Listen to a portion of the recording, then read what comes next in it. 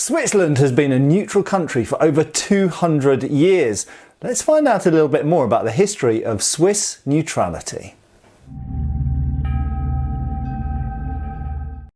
In 1648, the Swiss took part in the Peace of Westphalia, during which it was agreed and ratified that other countries, other states, military powers would not be allowed to pass through Switzerland in conducting their wars. Now, in many places you will see Swiss neutrality dated back to 1516 and the Battle of Marignano and an agreement that was signed with France. But this is disputed heavily by modern historians because prior to 1895, no historian dated Swiss neutrality back to the Battle of Marignano and the Treaty of 1516 prior to 1895. So fundamentally this is a sort of modern idea that Swiss neutrality goes all the way back that far, although I think we can say that in some tangential sense it perhaps has its roots back in 1516, even if not literally so. We could say that in the modern world, and certainly in a sort of modern legal sense, Swiss neutrality really dates back to 1815 and the Treaty of Paris, more correctly perhaps known as the Second Treaty of Paris.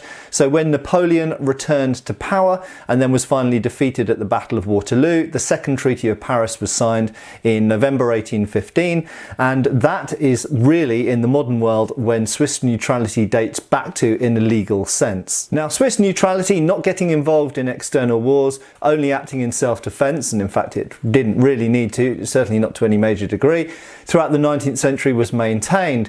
But as we entered the 20th century with the world wars, Swiss neutrality would come under a high degree of challenge. During World War I, the First World War, the Great War, the most large-scale war that the world had ever seen up until that point, Switzerland of course shared borders with France and Italy, and also with the Empire of Austro-Hungary and also with Germany. And indeed Switzerland's population itself was made up of French Swiss, Italian Swiss, German Swiss, and so on and so forth. So clearly, internally and externally, World War I would see a lot of pressure exerted on Swiss neutrality, but despite this, it did indeed maintain its neutrality and not get involved in any notable way in that war. There was one slight exception to this in 1917 by the so-called Grimm-Hoffmann affair. Grimm and Hoffmann were two Swiss politicians who attempted to negotiate a peace treaty between Russia and Germany.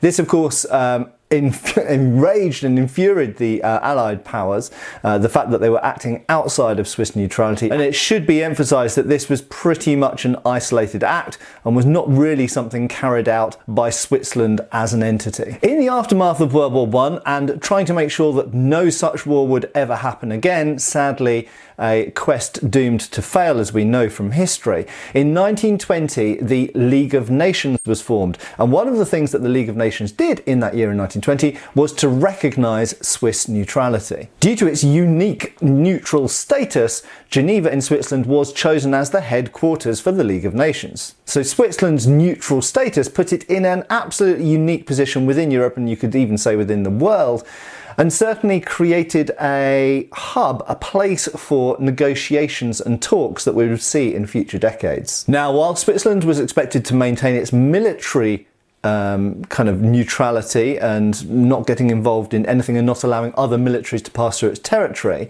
there was something called differential neutrality, in which it was recognised that Switzerland was expected, as part of the League of Nations, to take part in economic sanctions, and of course that's where it links into the modern day, perhaps helps you understand where that comes from. So despite the fact that Switzerland was recognised as militarily neutral, it wasn't necessarily held to be economically neutral. The ethos behind calling for Switzerland to be involved in economic sanctions was that the ultimate goal of those is peace rather than military action, where the goal might be war, for example. So in that sense, economic sanctions were held outside of declarations of war and acts of war. Indeed, as early as 1920, the very idea of economic sanctions was seen as a way of preventing war, not of provoking or prolonging war. It was a way of starving the oxygen from the fire of conflict. However, the Swiss moved away from this ethos to some degree in the build-up to the Second World War. Presumably, the circumstances were so complicated in the Depression and the build-up to war as the various powers started to rearm and eventually mobilise in 1939, such that by 1938, the Swiss seem to have more or less abandoned the idea of economic sanctions and getting involved or breaking their idea of neutrality in an economic sense, such that by the beginning of the Second World War, the Swiss had adopted and embraced a full neutrality ethos, whereby they wouldn't get involved militarily, and they wouldn't take part in sanctions, and they wouldn't take part in any kind of economical preference in either side, or any side involved either. And of course, this very much set the pattern for World War II, such that during World War II, their banks were heavily used, for example, and they absolutely didn't carry out economic sanctions against any side. Now, to set the context to that slightly, and not paint the Swiss necessarily in a bad light from choosing to take this stance, they were, by this point, by the beginning of World War II, basically completely surrounded by Axis powers. And so, quite frankly, they had to prepare for potential invasion, but also to negotiate their position to prevent that invasion, or the potential for that invasion, ever actually hopefully happening. In fact, Switzerland was genuinely so concerned about the real prospect of invasion that at one point they mobilised 850,000 troops, which for a relatively small country, of course, is a huge number of the populace. So they very much expected that they might be absorbed and consumed and annexed by the powers around them. We should also mention, of course, that an important part of the Swiss approach and system to neutrality is that a small standing army exists in Switzerland, but they have potentially a huge number of reservists. Switzerland has mandatory military service for all men when they reach adulthood, and indeed women can volunteer as well. This mandatory military service was challenged in 2013 by referendum, but it was crushed and the system was maintained. Without going into the minute details of this system, fundamentally it means that Switzerland, although having a small standing army, should it ever be threatened by an external military, potentially has a huge army of reservists to call upon, and a huge number of people who are trained with weapons and own them. This militia system has been the model for other states around the world. Politically, of course, Switzerland's neutral stance during World War II came under huge amounts of criticism during the war and ever since. And as a British person in Britain, with lots of national stereotypes growing up in Britain, Swiss neutrality is definitely something which is often joked about, made fun of, poked at, derided, and quite simply, Swiss neutrality during World War II was highly controversial in places like Britain or America or even France or wherever. So quite simply, yes, this was controversial, but from a Swiss point of view, looking from their perspective, they were surrounded by Axis powers with no realistic prospect of being able to have allies, certainly not being able to carry out economic sanctions against the Germans. So essentially they were isolated. In fact, even Winston Churchill in 1944 said, "Of all the neutrals, Switzerland has the greatest right to distinction. What does it matter whether she has been able to give us the commercial advantages we desire, or has given too many to the Germans? She has been a democratic state, standing for freedom in self-defence, and largely on our side." One chapter in the history of World War II, which doesn't get an awful lot of attention in modern histories, but is quite interesting actually, is that the use of air power, obviously, particularly in the later stages of the Second World War, was enormous. There were Allied planes, American, British, Canadian, so on. And of course there were German planes flying over occasionally over Swiss airspace. Now, Switzerland fiercely defended its own territories, including its airspace, and they had a policy of if, for example, a bomber had been damaged and it was forced to land in Switzerland, so if American or British pilots decided it was better to put down in Switzerland rather than Germany, they knew that obviously in Germany they would be made prisoners of war.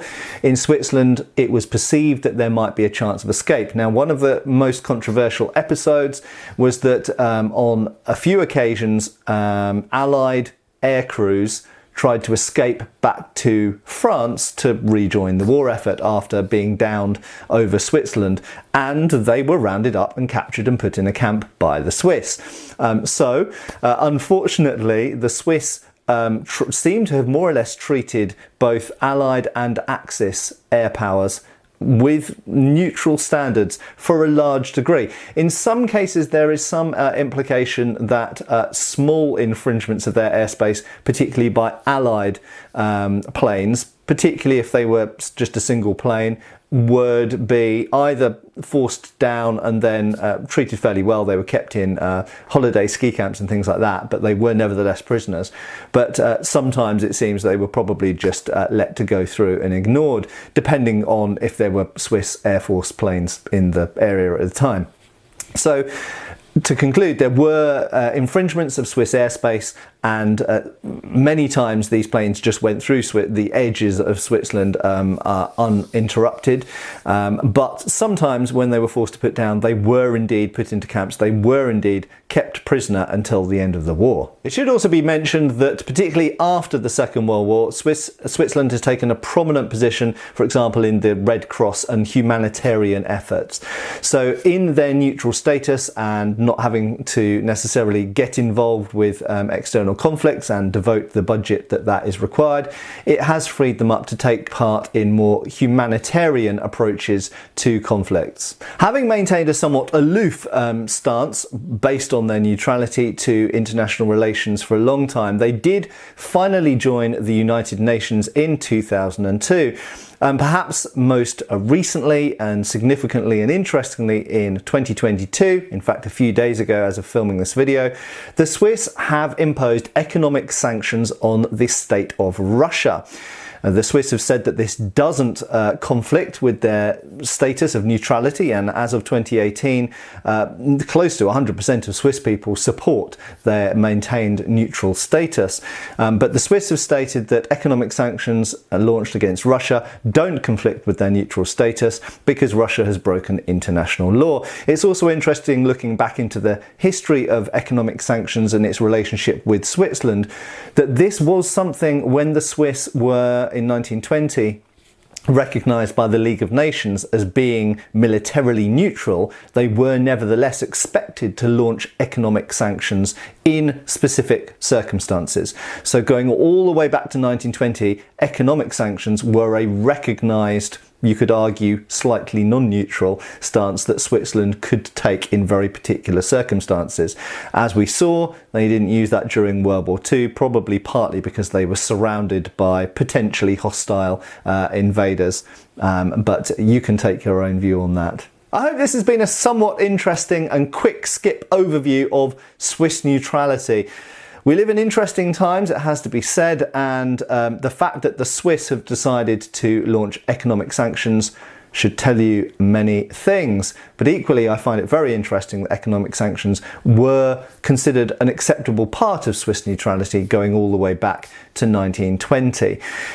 Equally, I find it very interesting how Swiss neutrality has been backdated to 1516 when historically I think it doesn't really go back that far, although I can understand why some people have tried to claim the roots for it all the way back there. But really in a modern sense I think we need to look back to the Treaty of Paris in 1815 after the fall of Napoleon, and really if we look at the behaviour, the outward activities of Switzerland, I think there's a marked change from 1815 to the current day, and they're particularly famous neutral stance in the very, very turbulent times that we saw in the 20th century. They were a rock of neutrality in the centre of Europe, a very interesting and unique example from history. Thanks for watching. I have been Matt Easton and I will continue to be so. See you back on the channel soon.